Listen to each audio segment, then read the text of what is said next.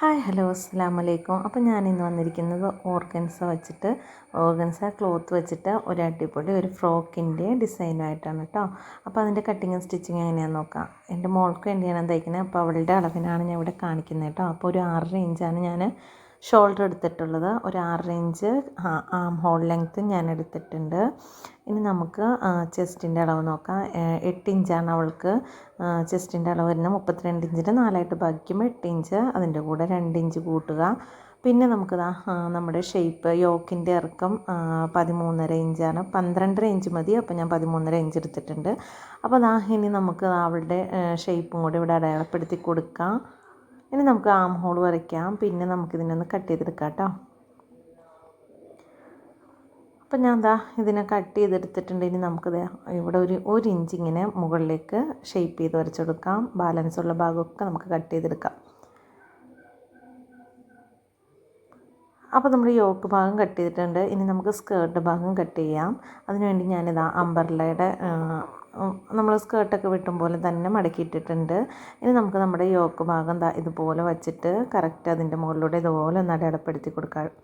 എന്നിട്ട് നമുക്ക് താഴേട്ട് ലെങ്ത്ത് അടയാളപ്പെടുത്താം. അപ്പോൾ നമുക്ക് കിട്ടണത് 42 ഇഞ്ചാണ് ഫുൾ ലെങ്ത്ത്. അതിൽ നിന്ന് നമ്മൾ 12.5 ഇഞ്ച് കുറച്ചിട്ട് ബാക്കി 30.5 ഇഞ്ച് നമുക്ക് വേണം. അതിന് ഞാനിവിടെ നമുക്ക് ലൈനിങ് ആയതുകൊണ്ട് തന്നെ ഞാനൊരു 29 ഇഞ്ചാണ് ഇവിടെ എടുത്തിട്ടുള്ളൂ കേട്ടോ. ലൈനിങ് നമുക്ക് എപ്പോഴും നമ്മുടെ മെയിൻ ക്ലോത്തിൻ്റെ അതിൽ നിന്നും കുറച്ചാണ് എടുക്കേണ്ടത്. അപ്പോൾ ഒരു 29 ഇഞ്ച് ഞാനിവിടെ ഇങ്ങനെ അടയാളപ്പെടുത്തുന്നുണ്ട്. അപ്പോൾ നമുക്കിതാ ഒരു 29 ഇഞ്ച് ഇതുപോലെ സ്കേർട്ട് അടയാളപ്പെടുത്തിയിട്ട് നമുക്കിതൊന്ന് കട്ട് ചെയ്തെടുക്കാം കേട്ടോ. അപ്പോൾ ഞാനതും കട്ട് ചെയ്തെടുത്തിട്ടുണ്ട് കേട്ടോ.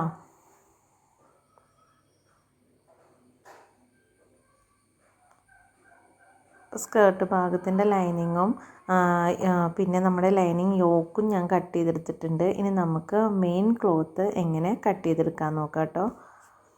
അപ്പോൾ ഞാൻ മെയിൻ ക്ലോത്ത് ഇതുപോലെ വെച്ചിട്ടുണ്ട്. ഓർഗൻസ ആയതുകൊണ്ട് തന്നെ നമ്മുടെ കൈ പിടിച്ചാൽ കിട്ടില്ല. അതുകൊണ്ട് ഞാനിവിടെ മൊട്ട് സൂചിയൊക്കെ വെച്ച് കുത്തി കൊടുത്തിട്ടുണ്ട് കേട്ടോ.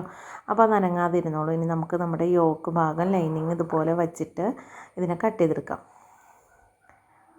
അപ്പോൾ കറക്റ്റ് ആ അളവിൽ തന്നെ ഞാനിത് കട്ട് ചെയ്തെടുക്കുന്നുണ്ട്. കട്ട് ചെയ്തെടുത്തിട്ടുണ്ട്. ഇനി നമുക്ക് നമ്മുടെ സ്കേർട്ട് ഭാഗം കട്ട് ചെയ്തെടുക്കണം. അതിനു മുമ്പ് നമുക്ക് യോക്കിൻ്റെ നെക്കും ബാക്ക് നെക്കും ഫ്രണ്ട് നെക്കും കട്ട് ചെയ്യണം. അപ്പോൾ ഞാൻ 2.5 ഇഞ്ച് വിഡ്ത്തിൽ 5 ഇഞ്ച് ഇറക്കത്തിൽ ഇതുപോലെ ഒരു സ്ക്വയർ നെക്കാണ് കേട്ടോ വയ്ക്കുന്നത്. അപ്പോൾ ഇത് ഫ്രണ്ട് നെക്കാണ്. ഫ്രണ്ട് നെക്ക് ഞാൻ ഇതുപോലെ കട്ട് ചെയ്തിട്ടുണ്ട്. ഇനി നമുക്ക് ബാക്ക് നെക്ക് കൂടെ കട്ട് ചെയ്യാം. ബാക്ക് നെക്ക് ഒരു 3 ഇഞ്ച് ഇറക്കത്തിലാട്ടോ ഞാൻ ചെയ്യുന്നത്. അപ്പോൾ 2.5 ഇഞ്ച് വിട്ടിട്ട് 3 ഇഞ്ച് ഇറക്കത്തിൽ അതുപോലെ തന്നെ ഒരു സ്ക്വയർ ഞാൻ കട്ട് ചെയ്തെടുക്കുന്നുണ്ട്. ഇത്രയും സ്പീഡിന് കാണിക്കുന്നത് ഒരുപാട് ലെങ്ത്തുള്ള വീഡിയോ ആയതുകൊണ്ടാണ് കേട്ടോ. അപ്പോൾ സ്പീഡിന് തന്നെ കാണിച്ചു പോകും, ശ്രദ്ധിച്ച് കണ്ടാൽ മതി. അപ്പോൾ ഇതുപോലെ ഞാൻ സ്കേർട്ട് ഭാഗത്തിനുള്ള മെയിൻ ക്ലോത്ത് മടക്കിയിട്ടിട്ടുണ്ട്. ഇനി നമുക്കിതിൽ സൂചി വെച്ച് ഇതുപോലെ പിൻ ചെയ്ത് കൊടുക്കാം കേട്ടോ. ഇനി നമുക്ക് നമ്മുടെ യോക്കിൻ്റെ ലൈനിങ് ഇതുപോലെ വച്ച് കൊടുത്തിട്ട് കട്ട് ചെയ്യാം. ഞാൻ അത് കട്ട് ചെയ്തെടുത്തിട്ടുണ്ട്. ഇനി നമുക്ക് ലെങ്ത്ത് 30.5 ഇഞ്ചാണ്. അതിൻ്റെ കൂടെ 1 ഇഞ്ചോടെയും കൂട്ടി 1/2 ഇഞ്ചോടെയും കൂട്ടി 31 ഇഞ്ച് ഞാനിവിടെ അടയാളപ്പെടുത്തി കൊടുക്കുന്നുണ്ട്. 1/2 ഇഞ്ച് തയ്യൽ തുമ്പാണ്. അപ്പോൾ ഞാൻ ഇതുപോലെ ഞാനൊന്ന് കട്ട് ചെയ്തെടുക്കുന്നുണ്ട് കേട്ടോ. കട്ട് ചെയ്തെടുത്തിട്ട് ഇനി നമുക്ക് സ്ലീവാണ് ഞാൻ കട്ട് ചെയ്യുന്നത്. ഞാൻ പഫ് സ്ലീവാണ് വയ്ക്കുന്നത്. അപ്പോൾ നല്ല വീതിക്ക് തന്നെ ഇതിൻ്റെ ക്ലോത്ത് എടുത്തിട്ടുണ്ട്. അപ്പോൾ ഞാൻ ഇതുപോലെ കട്ട് ചെയ്തെടുക്കുന്നുണ്ട് കേട്ടോ. അപ്പോൾ ഞാനൊരു 8-9 ഇഞ്ചിൽ കൈ വരാൻ പാകത്തിനാണ് ചെയ്യുന്നത്. അപ്പോൾ ഒരു 4 ഇഞ്ച് ഇതുപോലെ ഒരു ചെറിയ പീസ് കൂടി കട്ട് ചെയ്തെടുക്കുന്നുണ്ട്. നമ്മുടെ പഫ് സ്ലീവിൻ്റെ അടിയിൽ വെച്ച് കൊടുക്കാനുള്ളതാണത്, പടി വെച്ച് കൊടുക്കാനുള്ളതാണ് കേട്ടോ. അപ്പോൾ ഞാൻ അതോട് കട്ട് ചെയ്തെടുക്കുന്നുണ്ട്. അപ്പോൾ നമുക്കിത് എങ്ങനെയാണ് തയ്ക്കുന്നതെന്ന് നോക്കിയാലോ. അപ്പോൾ ആദ്യം നമുക്കിതിൻ്റെ നെക്ക് അടിച്ച് മറിച്ചെടുക്കാം കേട്ടോ. ഫ്രണ്ട് നെക്ക് ഞാനിവിടെ ലൈനിങ്ങുമായിട്ട് ഇതുപോലെ വച്ച് കൊടുക്കുന്നുണ്ട്. നല്ല ഭാഗത്ത് ലൈനിങ്ങിൻ്റെ ചീത്ത ഭാഗം വരാൻ പാകത്തിനാണ് ഞാൻ ഇപ്പോൾ വച്ച് കൊടുക്കുന്നത്. ഇനി നമുക്ക് ഇതുപോലെ ഒന്ന് സ്റ്റിച്ച് ചെയ്ത് കൊടുക്കാം.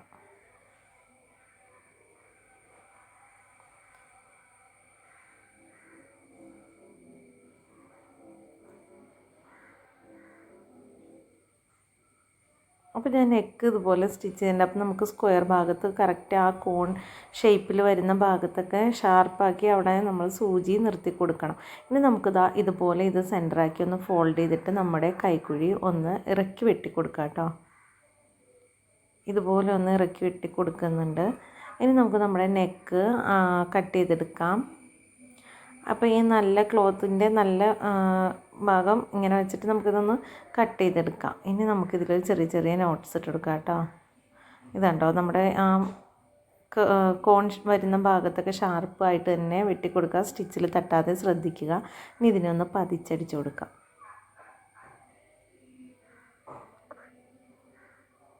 അപ്പോൾ ഞാനിത് ഫുള്ള് പതിച്ചടിച്ചിട്ടുണ്ട്. നമുക്കിതുപോലെ തന്നെ ബാക്ക് നെക്കും ചെയ്തെടുക്കാം കേട്ടോ. ഫ്രണ്ട് നെക്ക് റെഡി ആയിട്ടുണ്ട്. ഇനി നമുക്ക് ബാക്ക് നെക്ക് കൂടി ചെയ്തെടുക്കാം. ഇനി നമുക്ക് സ്കേർട്ടിൻ്റെ ഭാഗം നല്ല വശവും നല്ല ക്ലോത്തും ലൈനിങ്ങോട് കൂടി ഒന്ന് ജോയിൻറ്റ് ചെയ്തെടുക്കാം കേട്ടോ. അപ്പോൾ ലൈനിങ്ങിൻ്റെ നല്ല ഭാഗവും നമ്മുടെ മെയിൻ ക്ലോത്തിൻ്റെ ചീത്ത ഭാഗവും വെച്ച് ഞാൻ അടിച്ചെടുത്തിട്ടുണ്ട്. അപ്പോൾ നമ്മുടെ സ്കേർട്ട് ഇവിടെ റെഡി ആയിട്ടുണ്ട്. ഇനി നമുക്കിതിനെ ഒന്ന് ഫോൾഡ് ചെയ്തിട്ട് ഇതിൻ്റെ സെൻറ്റർ ഒന്ന് നമുക്ക് അടയാളപ്പെടുത്തി കൊടുക്കണം കേട്ടോ. പിന്നെ ഇതുപോലെ ഒന്ന് ഫോൾഡ് ചെയ്തിട്ട് ഇതിൻ്റെ സെൻറ്റർ ഇവിടെ ഒന്ന് ചെറിയൊരു കട്ടിങ് ഇട്ട് കൊടുത്തിട്ടുണ്ട്. ഇനി നമുക്ക് നമ്മുടെ യോക്ക് ഭാഗം ഇതിലേക്ക് ഇതുപോലെ ഒന്ന് ജോയിൻറ്റ് ചെയ്തെടുക്കാം കേട്ടോ. അപ്പോൾ ഞാൻ യോക്ക് ഭാഗവും സ്കേർട്ടും ജോയിൻറ്റ് ചെയ്തെടുത്തിട്ടുണ്ട്. ഇനി നമുക്കിതിൻ്റെ ഷോൾഡർ രണ്ടും യോജിപ്പിച്ചെടുക്കാം. അപ്പോൾ ഷോൾഡർ രണ്ടും ഞാൻ ഇതുപോലെ വച്ചിട്ട് ലൈനിങ് ഇതുപോലെ തിരിച്ചിട്ടിട്ടാണ് നമ്മൾ ചെയ്യുന്നത്. അപ്പോൾ നമ്മുടെ ഷോൾഡർ ഇവിടെ റെഡി ആയിട്ടുണ്ട്. ഷോൾഡർ ഭാഗം രണ്ടും ഞാനിവിടെ ജോയിൻറ്റ് ചെയ്തെടുത്തിട്ടുണ്ട് കേട്ടോ. ഇനി നമുക്ക്